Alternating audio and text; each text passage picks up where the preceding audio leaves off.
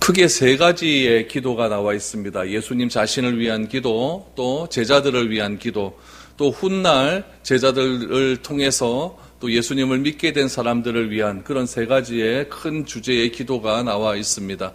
예수님을 위한 기도를 통해서는 예수님께서 자기 자신이 십자가를 지겠다, 그런 결단의 기도를 했습니다. 우리 지난주에 보았던 제자들을 위한 기도에서는 하나님, 제자들이 하나가 되게 하여 주시옵소서, 우리가 하나가 되는 놀라운 은혜가 임하게 하여 달라고 하나님께 예수님은 기도했습니다. 오늘은 그 제자들을 위한 계속된 기도가 이어집니다. 네 가지 정도의 정도의 그런 기도의 내용이 나오는데, 이 기도의 내용은 결국 우리를 향한 기도의 내용입니다. 우리가 다 제자가 되어야 된다고 우리가 말씀을 통해서 알게 되었는데, 예수님께서 오는 우리들 제자들이 과연 어떠한 삶을 살기를 바라셨는가, 오늘 이 제자들에 대한 그런 기도의 내용들을 우리가 한번 살펴보았으면 좋겠습니다. 우리 첫 번째로 예수님께서 제자들을 위한 기도는 어떤 기도였는가? 첫 번째로 보전하고 지키게 해달라라고 하는 그런 기도를 합니다. 우리 12절 말씀을 한번 보시죠. 내가 그들과 함께 있을 때에 내게 주신 아버지의 이름으로 그들을 보전하고 지키었나이다.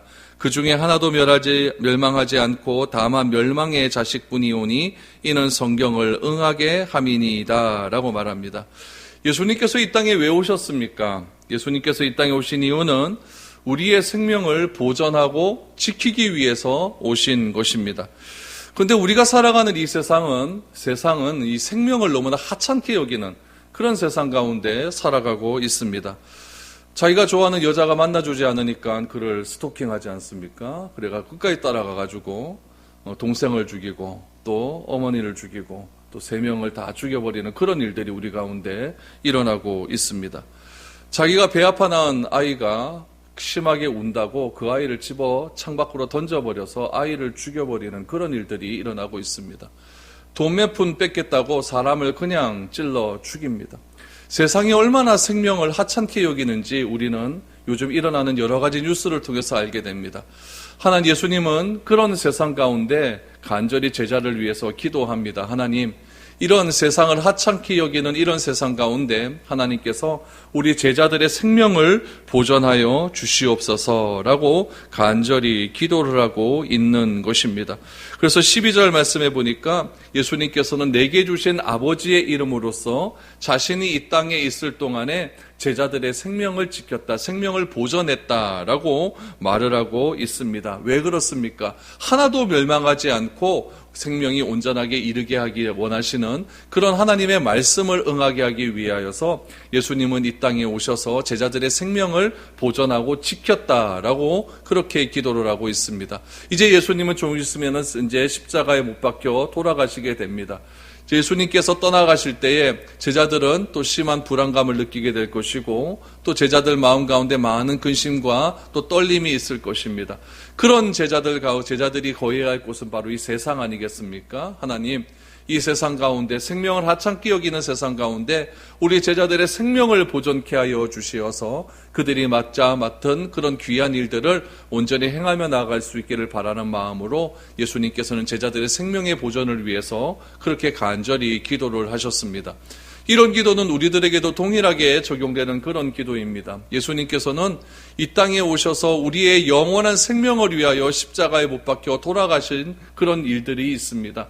그런 일들을 통하여 우리에게 원하시는 것은 우리의 생명이 영원토록 보존되는 것, 우리가 죄악의 길로 가서 멸망의 길로 가서 사망에 빠지는 것이 아니라 죽음에 이르는 병에 이르는 것이 아니라 죽음 때문에 헤매이는 그런 삶을 살아가는 것이 아니라 우리가 영원토록 영원한 생명을 얻어서 우리가 하나님께 감사하며 영광의 찬송을 돌리기를 바라는 그런 마음으로 예수님께서는 제자들을 향하여서 하나님, 하나도 멸망하지 않고 생명이 보존될 수 있도록 도와주시옵소서, 이렇게 기도를 했습니다.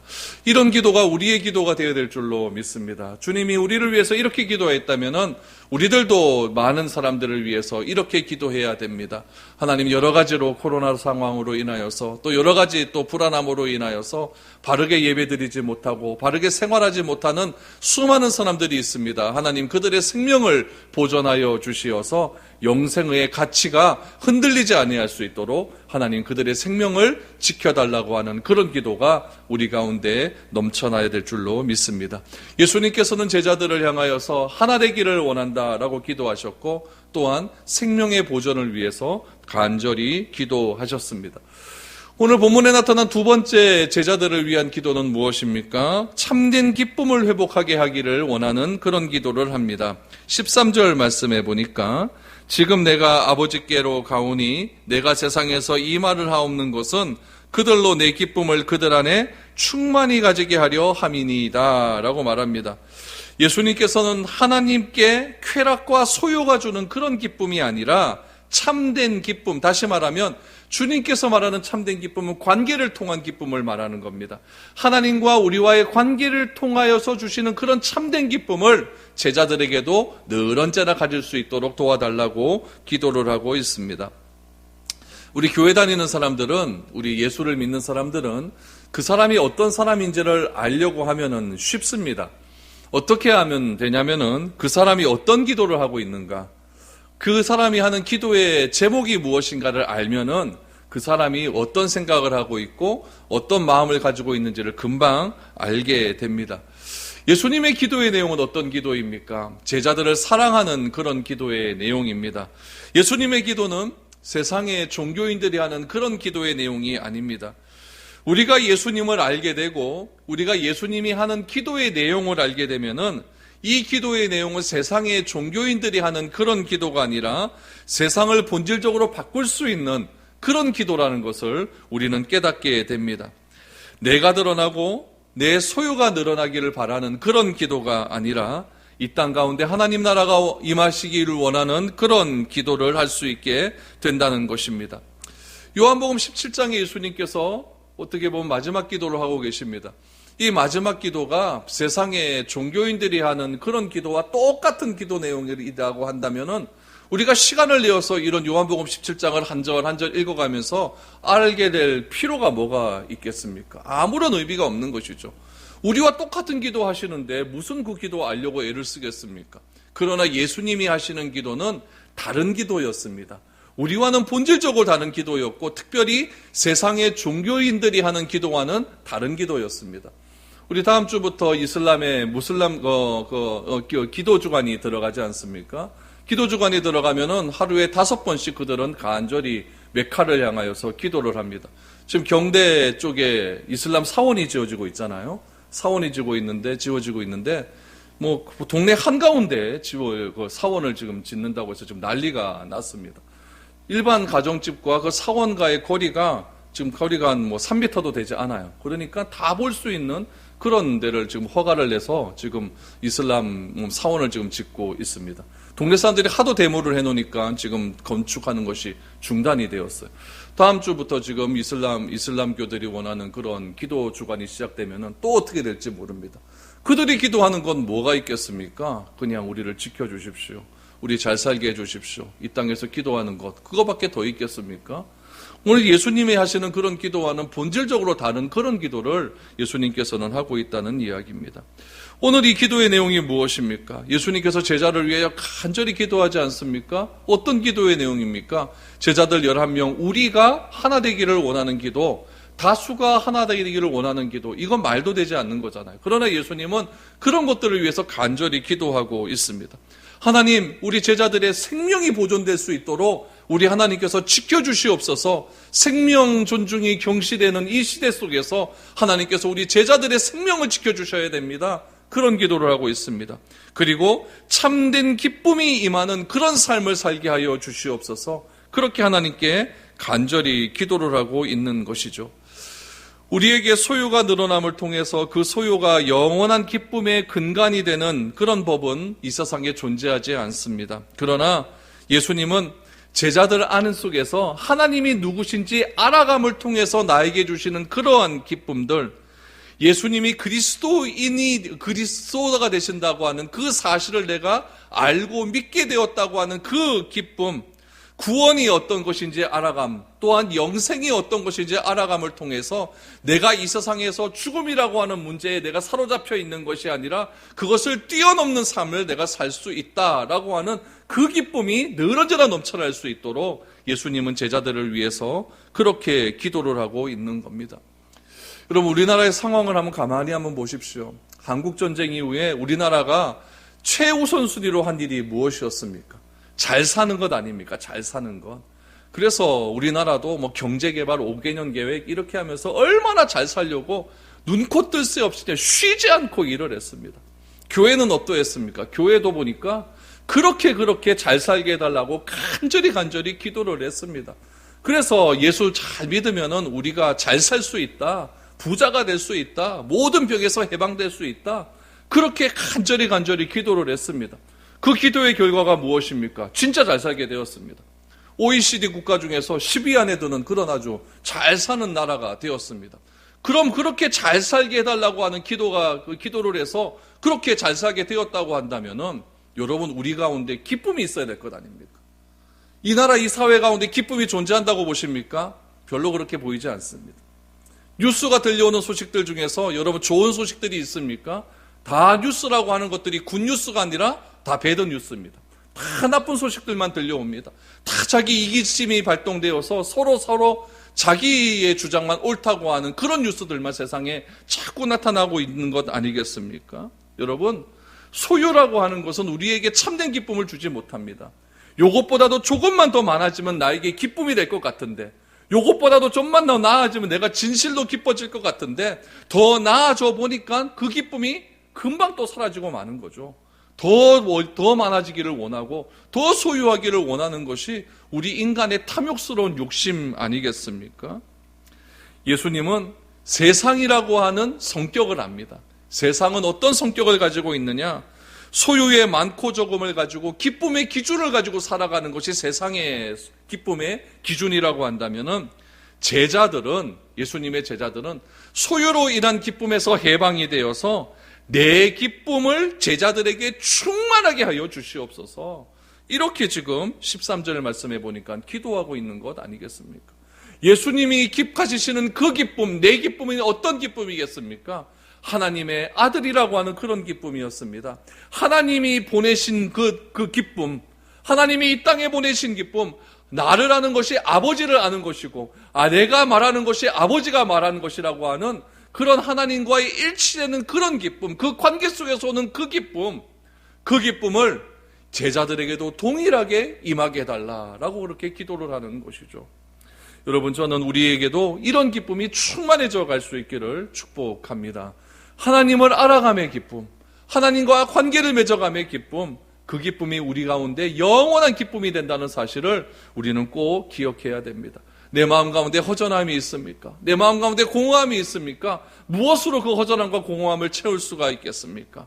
우리의 공허함과 허전함을 채울 수 있는 유일한 방법은 하나님을 알아감을 통하여서 나의 빈 곳에 하나님으로부터 충만해지는 성령 충만의 기쁨 외에는 아무것도 없다는 사실을 우리는 반드시 기억해야 됩니다. 그렇기 때문에 예수님께서는 제자들 향하여 기도합니다. 하나님, 내가 이제 이 세상을 떠나가게 됩니다.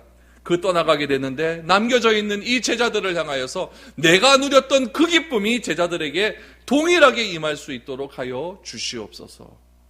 우리들도 이런 기쁨을 소유하기 위하여서 날마다 기도할 수 있는 저와 여러분들이 될 수 있기를 바랍니다.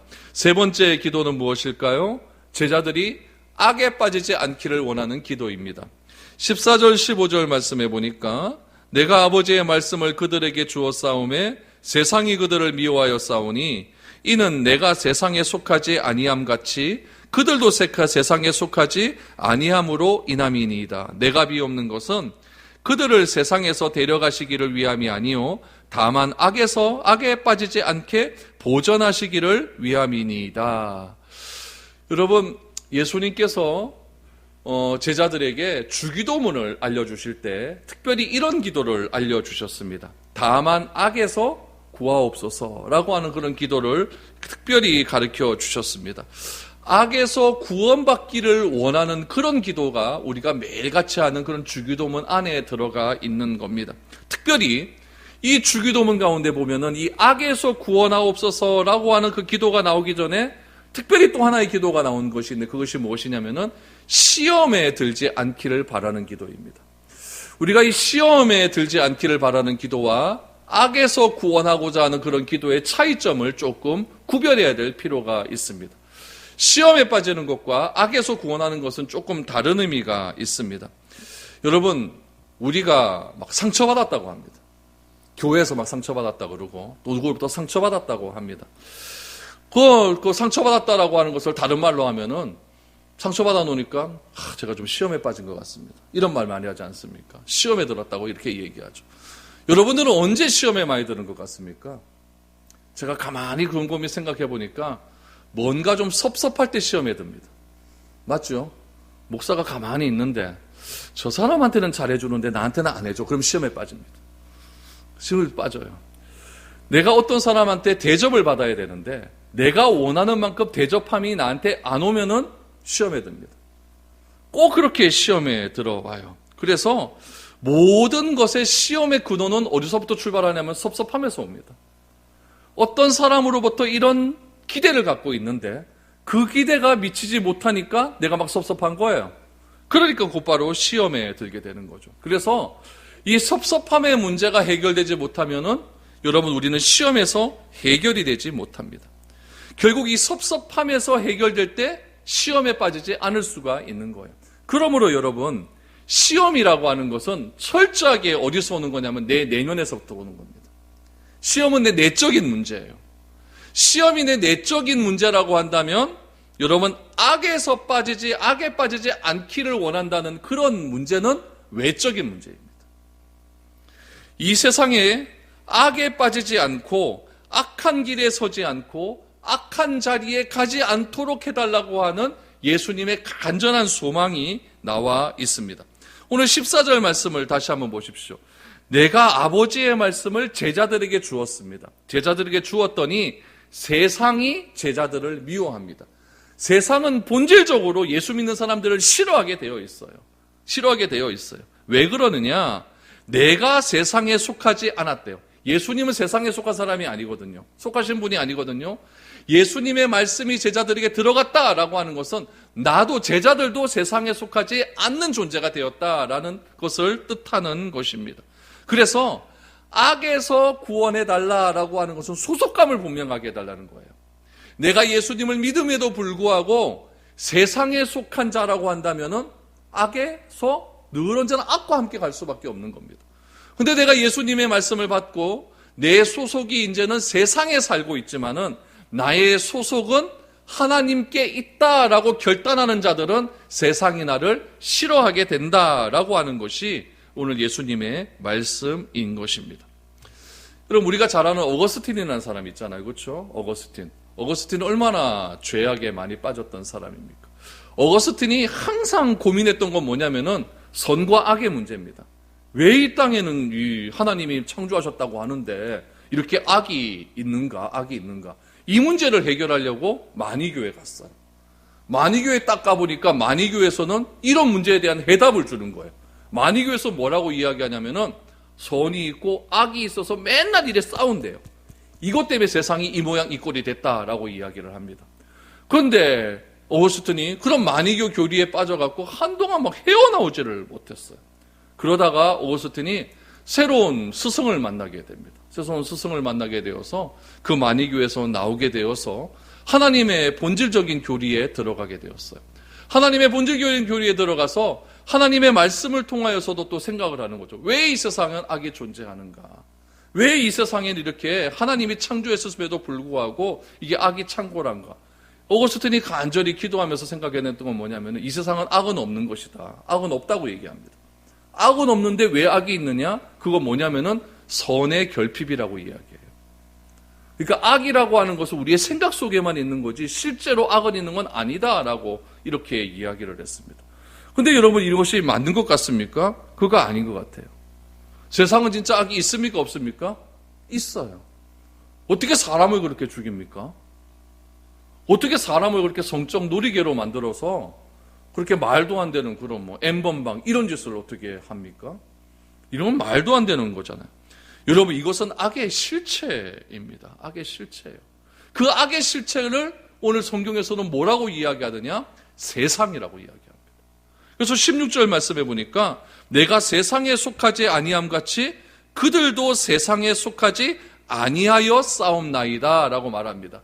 하나님의 말씀이, 예수님의 말씀이 제자들에게 들어갔어요. 제자들에게 들어갔다라고 하는 것은 제자들이 이제는 세상에 속한 사람이 아니라 하나님께 속한 사람이 되었다는 거예요. 왜냐하면은 예수님 자신도 세상에 속한 것이 아니라 하나님께 속한 존재이기 때문에 그렇다는 겁니다. 그래서 16절에서 분명하게 말합니다. 내가 세상에 속하지 않은 것 같이, 예수님 자신도 세상에 속한 건 아니에요. 세상에서 살지만 세상에 속한 것은 아니에요. 그것과 같이 그들도 세상에 속하지 아니하였기 때문에 세상은 이 악이라고 하는 것을 가지고 제자들을 계속해서 억압한다는 이야기. 외적으로 계속해서 안 좋게 핍박을 한다는 이야기죠. 실제로 그런 일들이 일어납니까? 아니라 일어나요. 성령의 충만을 받고 제자들이 사도행전에 보면 막 퍼져나가지 않습니까?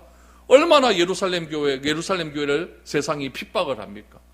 예수님의 11명의 제자들은 다 어떻게 죽었습니까? 다 사형당하지 않았습니까? 거꾸로 죽고 화형을 당하고 십자가에서 거꾸로 죽는 사람도 있고 뭐 창으로 찔려 죽고 뭐 이사야 같은 사람들은 우리 성경에 보면 배에 톱으로 잘려 죽은 사람들도 있고 막 세상에 순교당한 사람들이 너무나 많이 있습니다. 어떻게 하나밖에 없는 생명을 믿음이라고 하는 것, 악 때문에 자기 하나밖에 없는 생명을 이렇게 다 버릴 수가 있겠습니까? 이유는 딱 하나입니다. 우리가 세상에 속하지 아니하였기 때문이다라고 말을 하고 있는 것이죠. 우리가 신앙의 길을 가는 이유는 내가 무엇을 이룬다거나 또 성취하기 위함이 아닙니다.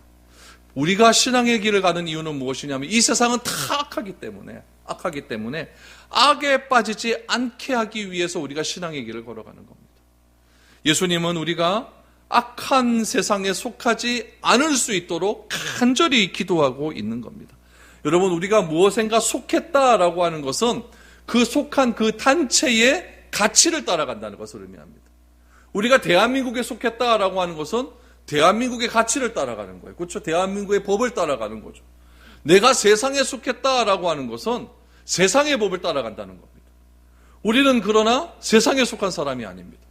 세상에 살지만은 하나님께 속한 사람입니다.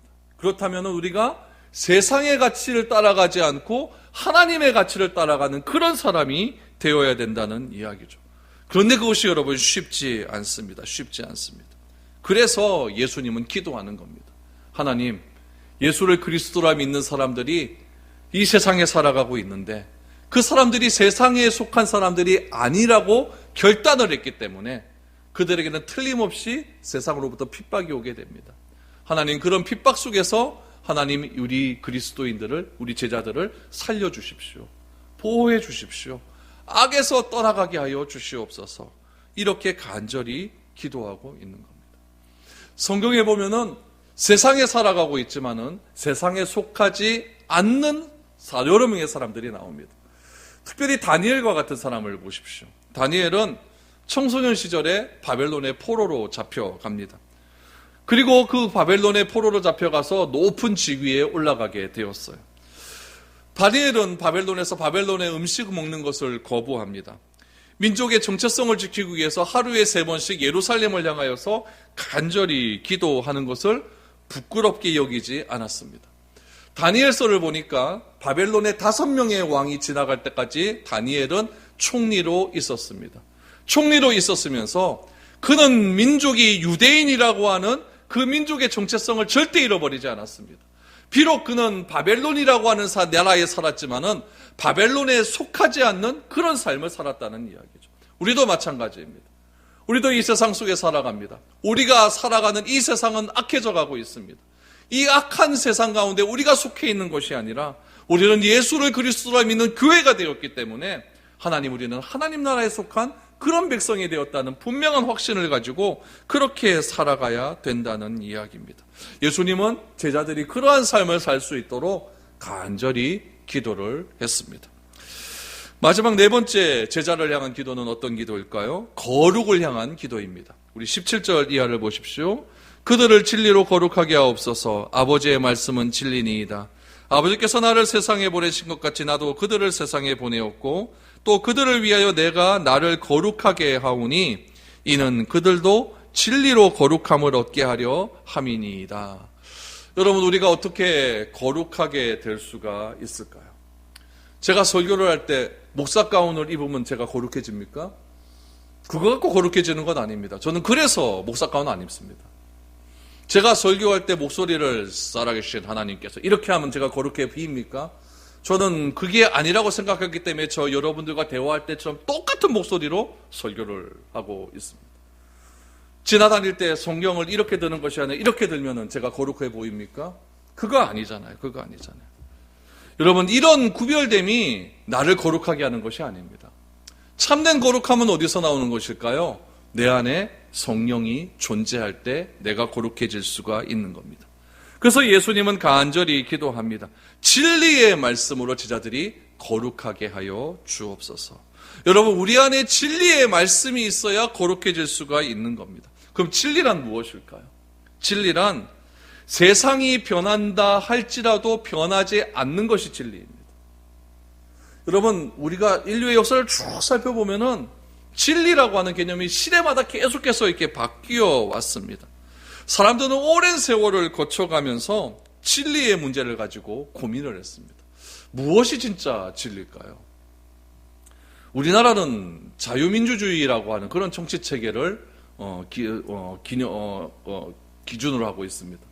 민주주의의 가장 최대의 진리는 뭐냐면은 다수결의 원칙입니다. 많은 사람이 표를 주는 사람이 뽑혀지는 것이 진리이죠. 그럼 여러분 생각해 보십시오. 다수결의 원칙이 진리라고 한다면 그 다수의 사람들이 선택한 것이 반드시 진리일 수 있을까요? 그건 아니에요. 그러면 소수의 사람들이 생각하는 그것은 진리가 아닐까요? 그것도 아니에요. 다수의 사람이 뽑았다고 해서 그 정치 체계 안에서는 진리일 수 있지만은 여러분 꼭 그런 것은 아닙니다. 소수의 사람이 말하는 것이 진리일 수도 있다는 이야기예요. 인간이라고 하는 존재는 이 진리를 추구하기 위해서 다양한 제도를 만듭니다. 또 다양한 기준을 만듭니다. 다양한 법칙을 만들어서 그 원칙대로 살아가는 것이 진리라고 지금까지 믿어왔습니다. 정의란 무엇인가 라고 하는 책이 있습니다. 정의란 무엇인가. 하버드 대학교의 아주 유명한 교수입니다. 마이클 샌드라고 하는 그런 교수님인데 그곳에서 말하는 진리는 뭔지 압니까? 최대의 다수의 행복을 말하는 것. 그러니까 많은 사람이 말하는 그 행복이 진리라고 얘기합니다. 최대 다수의 최대 행복. 이것이 진리라고 얘기하는 거예요. 그럼 오늘날에는 그런 진리일까요? 오늘날은 그 진리가 또 바뀌어 버렸습니다. 오늘날의 진리의 기준은 뭔지 아십니까? 내가 진리입니다. 윤리학에서는 최대 다수의 최대 행복이 진리라고 얘기하는데 오늘날은 내가 진리예요. 다른 사람이 어떻게 생각하는 거 별로 중요하지 않습니다. 내가 재밌는 것이 진리예요. 지난주에 뉴스 보니까 토요일 날 서울에서 한 지하 식당에서 200명이 춤추다가 걸렸어요. 청년들 200명이 춤추다 걸렸어요. 단속방에 들여받쳤습니다. 네 왜 이러노 그랬더니 우리는 음식점으로 허가받았기 때문에 괜찮대요. 우리는 들어오는 것도 4명, 5명에서 들어온 것이 아니라 한 명 한 명 개별적으로 들어왔기 때문에 괜찮대요. 영상을 찍었어요. 제가 보니까 마스크도 안 써요. 남자 여자 둘이 끌어안고 춤추고 난리가 났습니다. 왜 이러냐 그랬더니 그 청년들이 하는 얘기가 뭔지 압니까? 뭐 방역하는 건 좋은데 왜 내 개인의 자유를 빼앗느냐? 왜 내가 기뻐하는 것을 왜 이 국가라고 하는 것이 빼앗느냐? 이렇게 이야기하는 거예요. 그들에게 진리는 뭡니까? 나예요, 나. 공공의 진리는 없는 겁니다. 내가 중요하다는 거죠. 내가 중요하다는 거죠. 세상은 이렇게 바뀌어가고 있습니다. 내가 좋은 것이 진리인 것이고 내 마음대로 하는 것이 진리인 것이고 다른 사람 별로 신경 안 씁니다. 그것이 진리라는 이야기예요. 그러니까 세상에서 무슨 말이 나옵니까? 꼭 이성끼리 살아야 됩니까? 남자 여자끼리만 꼭 결혼해야 됩니까? 남자끼리 결혼하면 어떻고 여자끼리 결혼하면 어떻습니까? 남자 여자끼리만 결혼해서 이렇게 법적으로 올려야 됩니까? 동성끼리 해서 올리면 안 됩니까? 이런 이야기들이 막 나오고 있는 것 아니겠습니까? 여러분, 예수님은 무엇이라고 말을 합니까? 진리로 거룩해져야 된다. 진리로 거룩해져야 된다. 왜 세상이 이럴까요? 예수님의 기도를 귀담아 듣지 않기 때문에 그렇다는 겁니다. 우리 안에 진리의 성령님이 오셔야 됩니다. 진리의 성령님이 오셔서 우리의 이 잘못된 마음들을 깨끗하게 치료해 주셔야 됩니다. 그렇지 않으면은 우리가 거룩해질 수 있는 방법은 없다는 이야기입니다. 예수님께서는 진리를 이렇게 설명하십니다. 18절 말씀해 보니까 하나님이 예수님을 세상에 보낸 것이 진리다라고 이렇게 말씀합니다. 또한 예수님께서 제자들을 세상으로 보낸 것이 진리다라고 말합니다. 왜 예수님께서 제자들을 세상에 보내신 것이 진리일까요? 진리의 말씀을 증거하기 때문에 그렇습니다. 세상으로 보낸 제자들을 위해서 예수님이 거룩하게 되신 것이 진리라고 말씀하고 있습니다. 그러므로 제자들도 진리로 거룩하게 되어야 함을 강조하고 있는 겁니다. 우리가 거룩해지지 않으면 세상의 악함이 우리를 뒤엎고 있기 때문에 예수님은 제자를 향해서 진리 안에 있기를 간절히 원한다고 그렇게 기도하고 있는 겁니다. 충동적으로 살고 욕망적으로 살아가는 것이 세상이라고 한다면은 예수님께서는 세상 속에서 진리를 통해 거룩해질 것을 우리에게 요구하고 있는 겁니다. 예수님이 십자가를 지시기 전에 하시는 이 기도야말로 사람이 사람답게 살 수 있는 그런 기도가 아니겠습니까? 성도가 성도답게 사는 것이 무엇인지를 우리에게 알려주는 것이 예수님이 지금 하시는 이 기도의 내용 아니겠습니까? 예수님께서 왜 이런 기도를 하고 있습니까? 제자들을 사랑하기 때문에 그렇습니다. 이제 예수님은 떠나가야 됩니다. 홀로 남는 제자들, 그들을 위해서 해줄 것이 과연 무엇인가? 예수님은 그들을 위해서 돈을 준 것도 아니고 명예를 준 것도 아니라 기도하기로 결심하십니다. 그래서 간절히 그들에게 다락방 강화라고 하는 말씀을 주시고 또한 그들을 위해서 기도하고 있는 예수님의 모습을 바라보고 있는 겁니다. 우리도 지금 어려운 시대를 살아가고 있습니다. 악한 세대를 살아가고 있습니다. 정신 바짝 차리고 살지 않으면 우리의 정체성은 금방 악으로 가득 찬 존재가 될 수밖에 없는 겁니다. 이러한 시대에 예수님께서 요한복음 17장을 우리에게 묵상하게 하신 이유는 분명히 있을 줄로 압니다. 예수님께서 제자들을 향하신 이 기도의 내용을 주목하라는 이야기입니다. 이 기도가 바로 예수님이 세상을 바라보는 시각이 어떤 시각이고 세상 속에서 제자들이 어떠한 것을 바라고 살아야 할지를 우리에게 보여주고 있기 때문에 그렇습니다. 예수님은 세상에 속하지 않고 하나님께 속한 자가 될 때에 세상을 이길 수 있다라고 말을 합니다. 이 기도의 내용을 꼭 기억하시기 바랍니다. 예수님은 제자들 향해 기도했습니다. 하나 되게 하여 주시옵소서. 생명을 보존케 하여 주시옵소서. 그들에게 하나님 관계에서 오는 참된 기쁨이 회복될 수 있도록 도와주시옵소서. 하나님, 악에 빠지지 않고 진리로 거룩하게 살 수 있는 그런 제자가 될 수 있도록 은혜를 더하여 주시옵소서. 여러분, 저는 이 예수님이 하신 이 제자들을 향한 5가지의 기도 제목이 우리 교회를 향한 여러분들의 기도 제목이 될 수 있기를 축복합니다. 그래서 우리 교회가 이런 예수님의 기도와 동일한 기도를 함을 통하여서 우리가 이 어려운 시대 가운데에서 빛으로 희망으로 또 세상 가운데 희망을 줄 수 있는 그런 본질적인 교회가 될 수 있기를 축복합니다. 예수님은 오늘 이 시간도 우리를 위해서 이렇게 기도하고 계실 줄 믿습니다. 우리 이런 믿음을 가지고 같이 기도하면서 교회를 위한 기도가 날마다 넘쳐날 수 있기를 축복합니다.